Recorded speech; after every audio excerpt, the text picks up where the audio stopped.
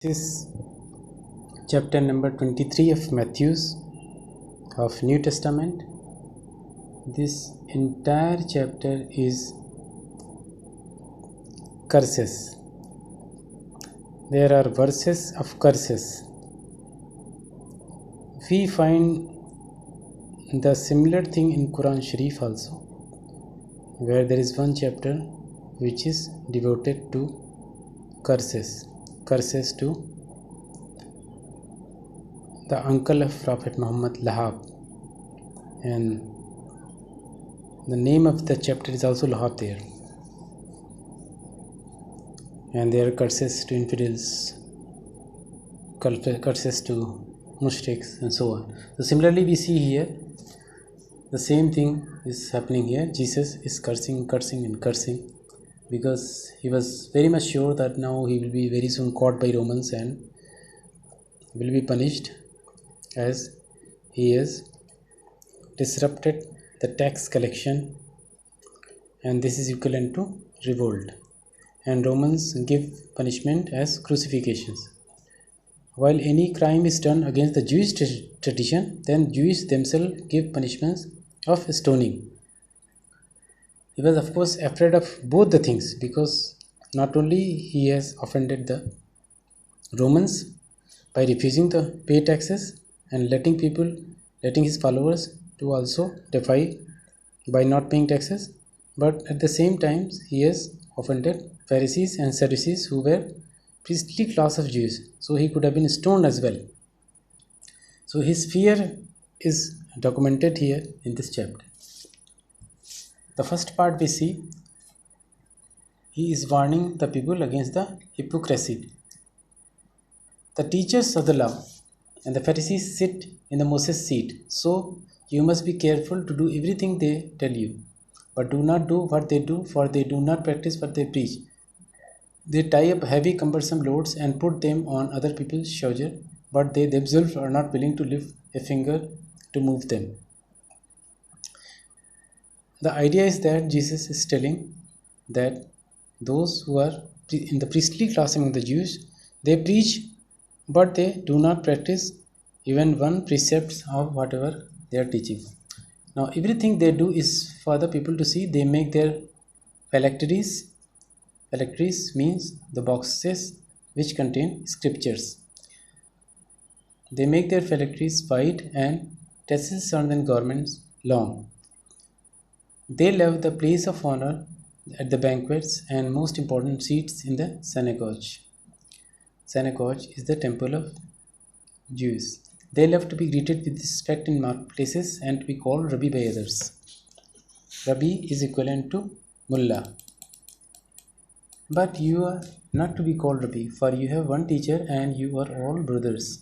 And do not call anyone on earth father, for you have one father and he is in heaven. Nor are you be called instructors, for you have one instructor, the Messiah. The greatest among you will be your servant. For those who exalt themselves will be humbled, and those who humble themselves will be exalted. Then he curses. He gives 7 curses on the teachers of law and the Pharisees. These curses are as under: woe to you, curse to you, teachers of the law and Pharisees, because you are hypocrites. You shut the door of the kingdom of heaven in people's faces. You yourself do not enter, nor will you let others enter who are trying to. Curse to you, teachers of the law and Pharisees, you hypocrites, you travel over land and sea to win a single convert. And when you have succeeded, you make them twice as much a child of hell as you are. Curse to you, blind guides. You say, if anyone swears by the temple, it means nothing, but anyone who swears by the gold of the temple is bound by that oath. You blind fools, which is greater, the gold or the temple that makes the gold sacred? You also say, if anyone swears by the altar, it means nothing, but anyone who swears by the gift on the altar is bound by that oath. You blind man, which is greater, the gift or the altar that makes the gift sacred? Therefore anyone who swears by the altar swears by it and by everything on it, and anyone who swears by the temple swears by it and by the one who dwells in it. And anyone who swears by heaven swears by God's throne and by the one who sits on it. Curse to you, teachers of the law and Pharisees, You hypocrites, you give a tenth of your spices, mint, dill, cumin, but you have neglected the more important matters of the law, justice, mercy, and faithfulness. You should have practiced the latter without neglecting the former. You blind guides, you strain out a gnat, but swallow a camel. Woe to you, teachers of the law and Pharisees, you hypocrites! You clean the outside of the cup and dish, but inside they are full of greed and self indulgence. Blind Pharisees, first clean the inside of the cup and dish, and then the outside also will be clean. Curse to you, teachers of the law and Pharisees, you hypocrites! You are like whitewashed tombs, which look beautiful on the outside, but on the inside are full of the bones of the dead and everything unclean. In the same way, on the outside you appear to people as righteous, but on the inside you are full of hypocrisy and wickedness. Curse to you, teachers of the law and Pharisees, you hypocrites! You build tombs of the prophets and decorate the graves of the righteous. And you say, if we had lived in the days of our ancestors, we would not have taken part with them in shedding the blood of the prophets. So you testify against yourself that you are the descendants of those who murdered the prophets. Go ahead then and complete what your ancestors started. So in a way, Jesus is telling that what your ancestors has done, they have murdered the prophets, and you are the descendant of the same people who have murdered the prophets. So he is implying that the murderer's son is bound to be murdered.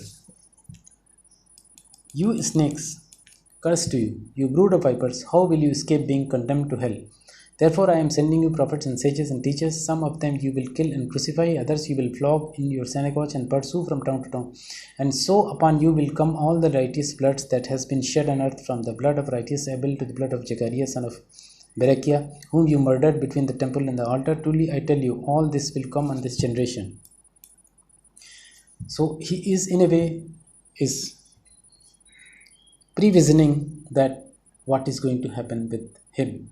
I mean Jesus is more or less sure that he is going to be crucified or stoned. Jerusalem, Jerusalem, you who kill the prophets and stone those sent to you, how often I have longed to gather your children together as hen gathers her chicks under her wings, and you were not willing. Look, your house is left to you desolate. For I tell you, you will not see me again until you say, blessed is he who comes in the name of Lord.